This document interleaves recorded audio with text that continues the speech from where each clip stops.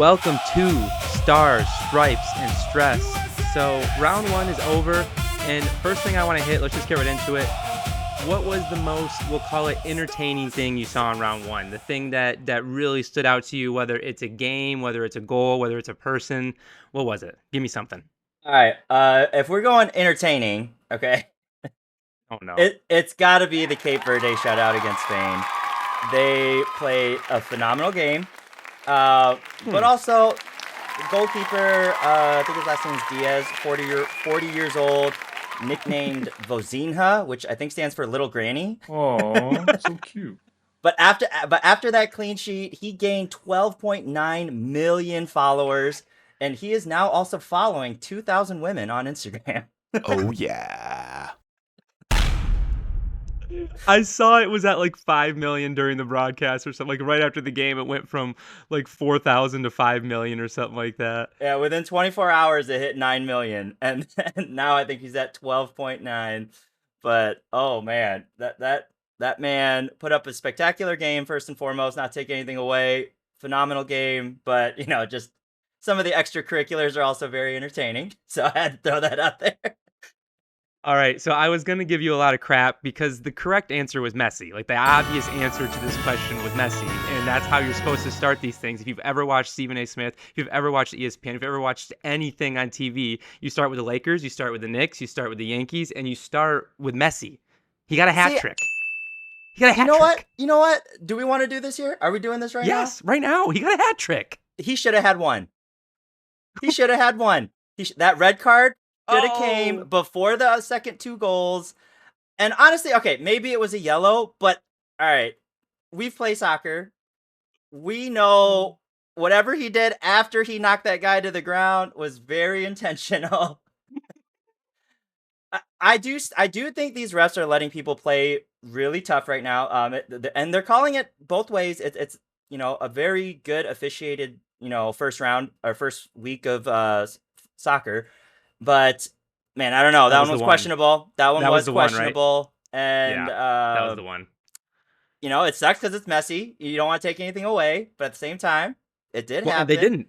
Well, they didn't take anything away. That's the whole point of this conversation. They took nothing away. The man got 3 goals. It's in the history books. They're going to erase all memory of the quote-unquote red card that you mentioned, which it wasn't, so I don't even know why you said the word. And we're going to move on because those goals were magical.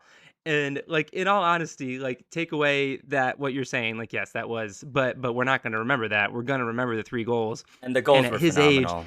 In his 6th World Cup. And right after that, you have the Cristiano performance, which will go right into biggest negative, and that has to be the biggest negative. And I'll do it this way. I was shocked to see that he played the entire game, just based off the fact of what I said about how the USA has all these forwards on the roster, and there's a lot of benefit to guys going 60, 70 minutes and then getting the sub in for the last 20 just to get fresh legs and kind of go all out for those last 20, especially in a 0-0 game. And, I have the Portugal coach's quote, after you talk here, I'm going to bring it up, but what did you think about Cristiano and playing the whole game? Would you have kept him in the whole game? Let's start there. No, I would not have kept him in the whole game. I actually think he took away 2 beautiful attempts that they had at a goal. There was one where he stepped in front of a pass that was clearly going to another player on the team. The other player was calling for the ball. He said, let it go through, let it go through. And he stepped right in front, tried to steal the shot, and kicked it right over the net. Yeah, that's tough when you see players like that. I mean, obviously, you need to have that kind of drive to want to score, but at the same time, you got to win games. I think that's the biggest thing. You got to find ways to win, and he's just going to get it done. Portugal manager says, the World Cup is a tournament where these things happen. Argentina lost to Saudi Arabia in 2022 and then went on to win the World Cup. In 2010, Spain lost to Switzerland and then went on to win the World Cup. Those weren't performances that looked like the eventual champions, but that's part of the process. End quote. I mean, I don't know. It didn't look good. As somebody who would like to see Portugal win a few games, it didn't look good. I mean, he's not wrong, but at the same time, I think he might have watched a different game than we did. I think there's very different types of losses, and they didn't really dominate the way they should have that game. I think some of these other teams came out. I mean, even for instance, that Australia game, Turkey dominated that game. They just couldn't come out with the win. Those are the ones where I think, a statement like that can kind of float through. I don't know, Portugal. I don't know. All right. So let's get into talking about the teams. How about we do it this way? Let's draft let's call it our top three potential winners. So let's pick teams that we actually think are going to win here. And how about I go first? Because because I don't want you to pick this team, even though I don't think you're going to. I still want Spain. I want Spain. Yamal, am I getting that right? Yamal? Lamine Yamal. So he plays 20 minutes. And at some point, you have to just take 20,000 steps back. And is he 19 years old? Something like that? Is he? I think, yeah. He's not 20. He's not 20. Let the guy play. Like, this is absolutely ridiculous. This is the World Cup. You said we've played, everybody has played. At that age, injuries are different. They just are. Your body rebounds different. You used to, at that, there's guys still playing travel youth soccer at 19, that play 3 games a weekend. I know it's not at that level, but man, you got to let him play. I don't get it. Well, I think the expectation's a little different because it's group stage and they're assuming they're coming out with that game, with or without him. Sucks that they didn't. But they did have plenty of opportunities. They made plays even before Lamine went into the game. And when he did get in, yes, there was even more opportunities, but I didn't necessarily like his body language. I don't know if it was because of injury or what it is, but it didn't look like he was quite himself. So I don't mind that he only played a little bit. It would have been nice if he came in and they got the win, but there was a lot of players on that team that struggled that game, and hopefully that is kind of like the Portugal coach was saying. They didn't lose, but it's just one of those games. You could chalk it up, but I personally didn't like how a lot of that team looked. That was my number one pick, and you had to make me feel better about it. So that's probably not a good start to my team. But all right, I will pass it to you. Who you got? I actually really liked how England played. They had a really good, tough matchup against Croatia, back and forth, and just a phenomenal game. Both teams competed really well, but England just kind of shut them down towards the end and put a couple in the back of the net. So that's a big thing is the stars are scoring right off the bat.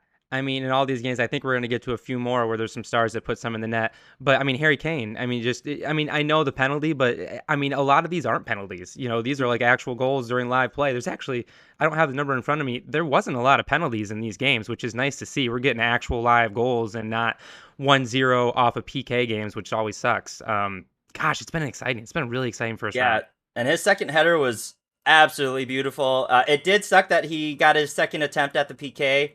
Because one of the defenders crossed the line too early. Because the keeper made a beautiful save. You hate to see something like that get taken away from a keeper, but hey, a win's a win. Win's a win. That's a good way to put it. See, you keep bringing in the nuance to it, and I just want to take things at face value. Harry Kane scored 2 goals. Messi scored 3 goals. I don't care about the red card. I don't care about the guy stepping over the line. They scored. It's in the record books. Let's celebrate. All right, my second pick. So I want to keep with the favorites if you're going to let me. So I'm going to go France. Again, Mbappe scored. These guys are scoring. And not only did he score, he looked pretty good. And there was a little bit of question around him coming in. Just, he's getting essentially booed off his club team, which is crazy. This is one of the best guys in the world. I don't will not understand it. I don't understand it. I can't. As somebody, I get in the NBA, or in sports that I follow a little bit closer, you do boo, sometimes it happens, but that is a level I haven't seen personally, in American sports, or you know what I mean? Yeah. It's crazy.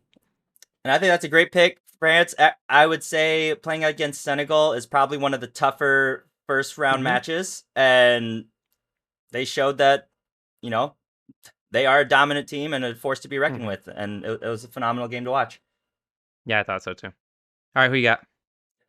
I'm going to go not heavy favorites, but I have them as one of my dark horses. Morocco.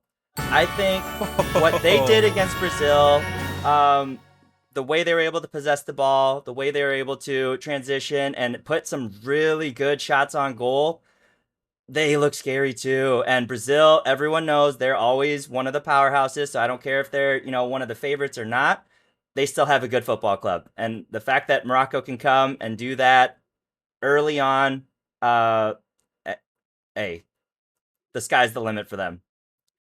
So that's an interesting group. I would say, if you were going to pick two teams that you were nervous about, just based off of, I guess Portugal got they tied, right? So they got a point Mhm. here. So and Brazil also tied, but they tied Morocco and Scotland got the win. So Yes. I mean, you could easily see that being Scotland Morocco just based on like if Yeah. Brazil slips one more time, that just yeah just having Scotland get 3 points and sit in the top after the first set of games, I would be a little nervous if I'm Brazil.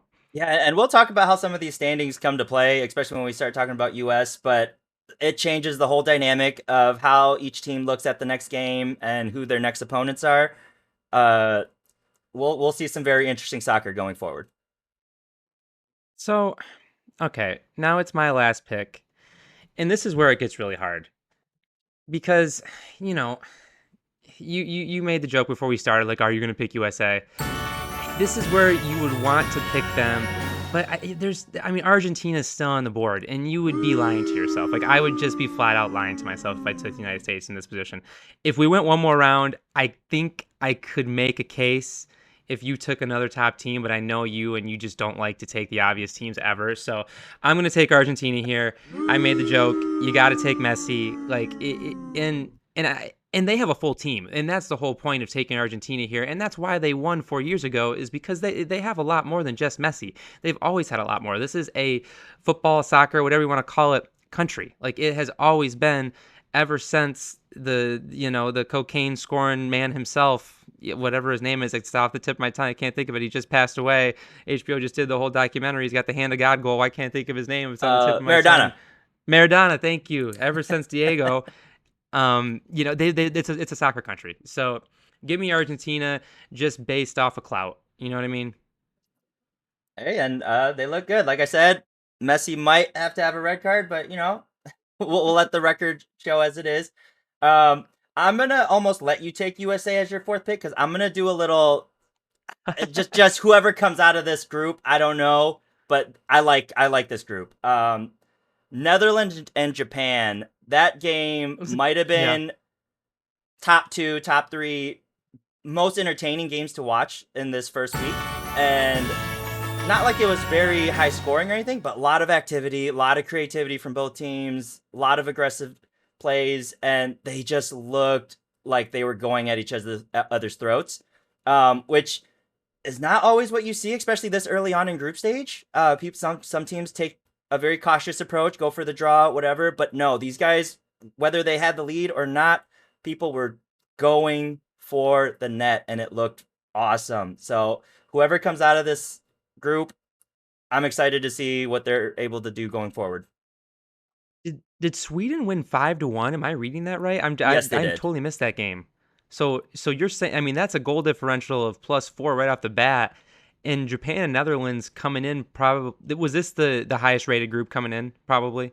I Or think I there's think not they there's were think they there's were not a up huge there. team, though, is the problem. There's not like where Netherlands are probably the highest rated. People were saying the United States group was tight. I could see this group being tight too. Maybe I'm giving Sweden too much credit, and Japan and Netherlands will end up that was the game for a reason, and they'll start. But a 5-1, that's a big win. I mean, we've seen a lot of high scoring games this first week. I wouldn't count them out as a team that can't put another 5 goals in the back of the net going forward. So, So we'll see. just cards on the table. I didn't watch that Germany game. Did you watch the Germany game? Let's just get to it really quick. Neither of us picked them. I don't really want to talk about them too much because we tied them, and we're just as good as them. So they were not going to be on my list. But go on. Did you watch the No, game? I did watch it, all except for like maybe the little bit of the last extra time. But I'm not gonna take anything necessarily away from them. Except for the fact that I do is this too mean to say? Live television, or not live, but Curacao kind of looked like a B team coming in. It was. I don't want to dog on them, but Germany just showed their true colors, and just in soccer, goal differential matters, so you can't blame them for running up the score. That's what they needed to do, and they did it in good fashion. They are the dominant team in that group, and Curacao is probably on the bottom end of that. So, was I expecting 7-1 per se? No, but 5-0 was something I was looking at. So, I don't have it in front of me, but one of the major managers made that same comment, and it was taken very badly by all the B-class teams, as you wanted to just call them there. And because we expanded the World Cup this year, we've talked about that. We're at 48 teams, added another round to the knockout stage, so 32 teams go through. And I don't think Carousel is going to be one of them. Whatever. yeah, I would be very surprised. Okay, so you've picked 4, and we'll do it this way. I would have picked the United States here.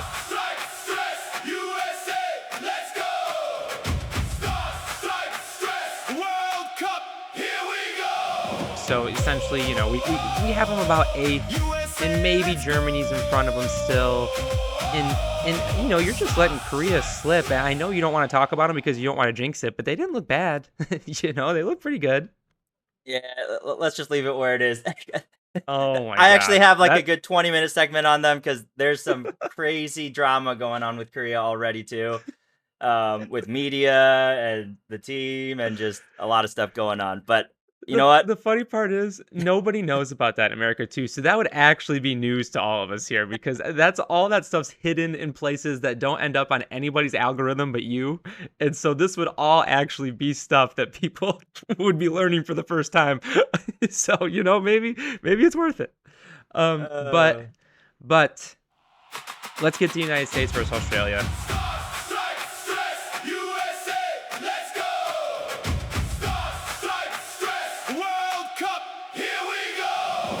We got 2 more days, basically 1 more day when this comes out before the game. United States soccer fans have never had the high that we've had this week.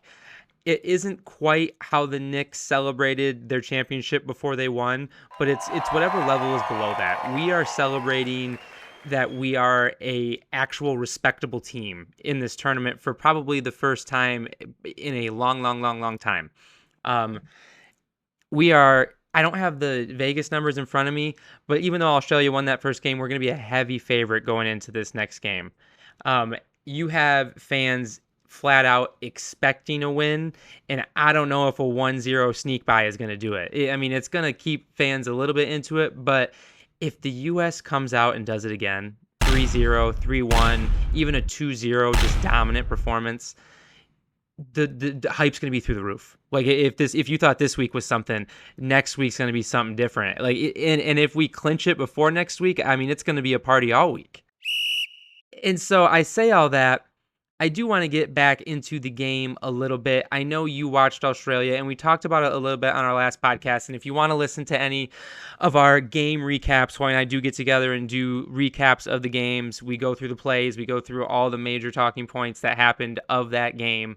Tried to get a little historical record of it. They end up being pretty entertaining. So we talked a little bit at the end of the podcast about Australia. And to be honest, it scared me a little. As you were telling me, Australia is probably going to pack the box, and they're probably going to look for a 0-0 tie.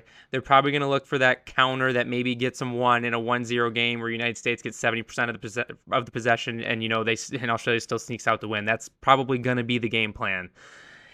Flat out, with that in mind, you've seen a lot of soccer this past week.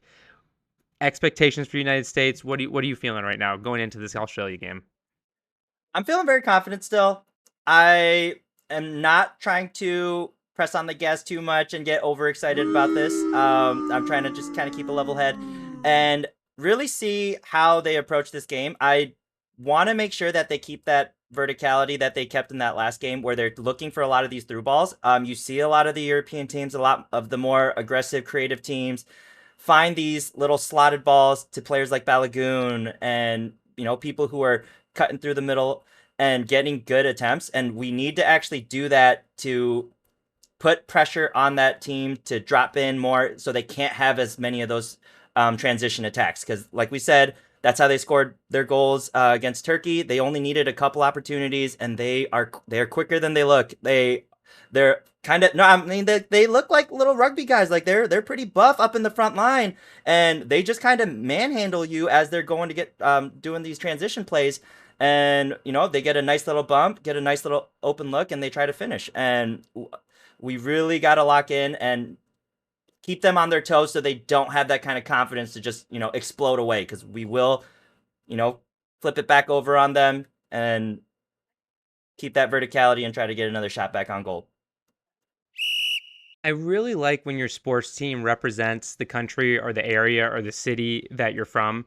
And the fact that you're telling me this Australia team looks like a rugby team, it makes me love them. Like, you know what I mean? Like, it makes me think of like if they were going to be in Dodgeball, like the movie, you know how basically everybody dresses exactly like their name Yeah. is? Like, that would be what Australia would be as the rugby people. And they're just taking that Dodgeball team and they're throwing them on the soccer field, is what you're telling me.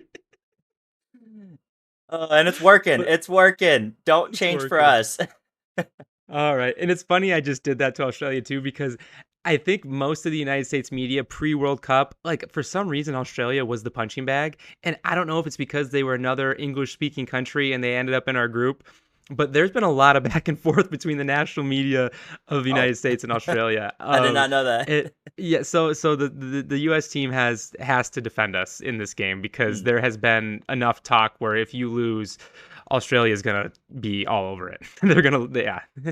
Now, what I really do want to emphasize is, though, before we talked about having 10 plus shots on goal, I don't think in a game like this that's sufficient. We're looking to put up 15, closer to 20 shots on goal and really have opportunities. And that's what you have to do when a team packs the box, because that they're expecting you to have possession, right? So if you're just holding the ball and dribbling around and never getting a shot off, that's exactly what that team wants. They want to I'm keep it picturing low shots, low score games. That's exactly what I'm picturing. Like it's my worst nightmare is exactly what you're saying. We're just dribbling about 30 yards, 25 yards away from the goal Hmm. and just can't get a shot. Just Yep. over and over and over for 95 minutes and just don't get a shot. And you saw this in previous World Cups where and the reason I keep emphasizing on verticality is previous World Cups, we were a very horizontal team. We went across the field along the midfielders, and we could never really get any of the front line involved unless it was in the corner. That can't happen here. We need to get through balls in, whether it's over the top, you find a little 1-2 punch or something, but you got to get Balagoon involved. You got to keep players like Des cutting through, getting his shots in too. And I mean, we've been talking about McKennie and all those guys in the middle as well. They need to stay active and involved and keep moving around. I know you tried to set me up because you left Pulisic off your list there. He's healthy. So I think this is a precaution that's above all precautions. And if we were in the knockout stage, I think he would have came out for the second half. Like, I think they're treating this a little like the regular season where, just extra, extra, extra precautious. So I would expect him to start. I say that. If he doesn't start, I'm not going to freak out. I think he'll play. I think no matter what, he will play. Maybe it's a last 30 minutes type of deal because, like I said, Pochettino could think we are a heavy favorite, which we are. Like he might be puffing his chest thinking, like I got guys, let's let Christian sit a half, and maybe if we're up 2-0, he doesn't play. But I think he starts. I do think he starts. I was Because gonna say, is that the move, or is the move put him in early, try to get a goal off of him, and get that momentum off that 1-0 at least? You know what I love is that I honestly feel like whatever Pochettino does, I'm supporting it. Like there is a blind faith. You laugh, but like this doesn't happen very often. Like it took Dan Campbell a couple years in Detroit. Like people didn't like him right off the bat. Like just trying to stay local here. Like AJ Hinch had it, and he's losing it right now for the Tigers.